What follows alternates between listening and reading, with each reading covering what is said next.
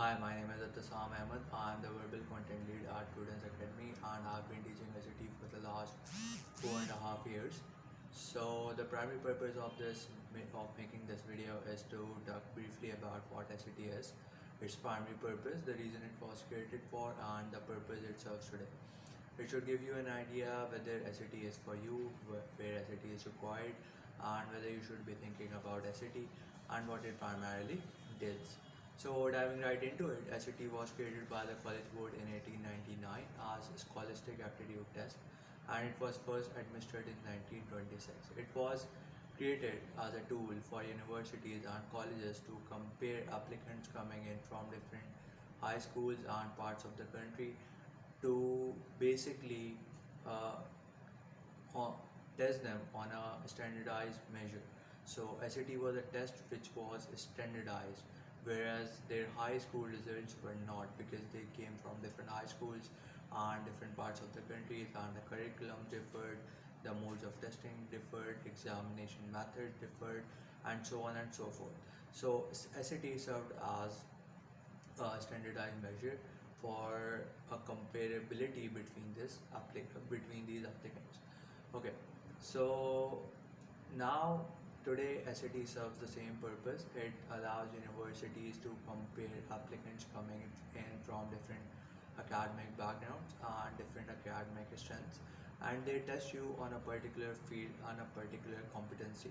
So for example, SAT 1, which we'll be mostly sticking to in this video, tests you on your reading, writing and math abilities, and these abilities are basically some of the most important and critical things when you go into university and college, because reading is obviously required for you to go through the vast amount of literature that you are required to at undergraduate level, and obviously you are required to write term papers and essays. So writing is important, and obviously regardless of your major or regardless of the program or university you are enrolled in, your ability to get through numbers is probably going to be pretty important. So that is why math is also very important. This is why SAT 1 serves as a general standardized measure and is required by most universities irrespective of the program that you apply to or the major that you choose uh, when you are doing your degree.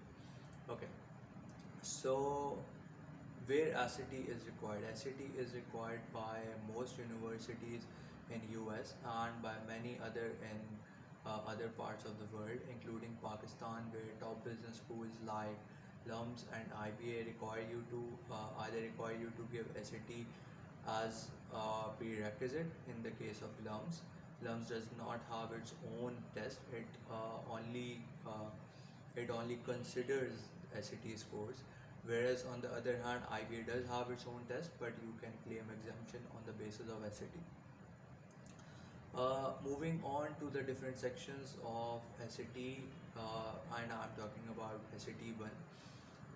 We have reading, which is a section that tests your ability to get through a passage and identify evidence and basically use that evidence to answer the questions uh, that you are required to answer.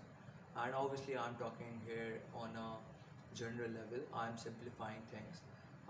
In this section, you primarily have five passages, four of which are individual passages and one is a pair passage.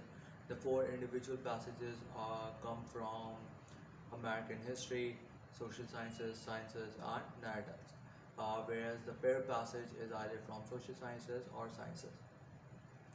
This section has 52 questions and 65 minutes, and it is the more challenging section in the English part. Moving on to the writing section, which has 35 minutes and 44 questions, you are basically tested on your basic grammatical understanding and your ability to understand passage and paragraph structuring.